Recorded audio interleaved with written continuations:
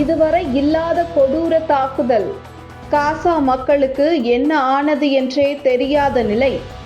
Mobile சேவை, இணையதளம் துண்டிப்பு.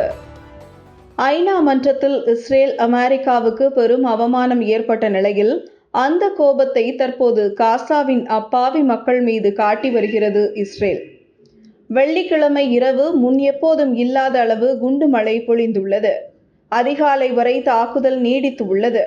மொபைல் சேவை, இணையதளம் சேவை துண்டிக்கப்பட்டுள்ளதால் காசாவில் என்ன நடக்கின்றது என்பதே தெரியவில்லை என சர்வதேச அமைப்புகள், ஊடகங்கள் தெரிவித்துள்ளன. ஒரு பக்கம் வான்வெளி தாக்குதல்களை நடத்தி கொண்டே அதன் துணையோடு டாங்கிகள், தரைப்படைகள் காசாவுக்குள் நுழைந்துள்ளன.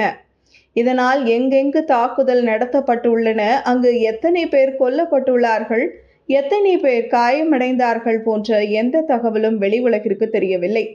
குண்டு வெடிக்கும் சத்தத்தை கேட்டு அங்கு சென்று உதவி வருவதாக ஆம்புலன்ஸ் ஓட்டுநர்கள் கூறியுள்ளனர். BBC, அல் ஜசீரா உள்ளிட்ட ஊடகங்களின் செய்தியாளர்கள் அலுவலகத்திற்கு தகவல் கொடுக்க முடியாத நிலையில் முடக்கப்பட்டுள்ளனர். தொடர்ந்து சண்டை நடைபெற்று வருவதாகவும், ஹமாஸின் வான்பிரிவு கடற்படை தளபதிகளை கொன்றுள்ளதாகவும், ஹமாஸின் 150 சுரங்கங்களை குண்டு வீசி அழித்துள்ளதாகவும், ஹமாஸின் ஏராளமான கட்டமைப்புகள் தகர்க்கப்பட்டுள்ளதாகவும் இஸ்ரேல் குறிப்பிட்டுள்ளது.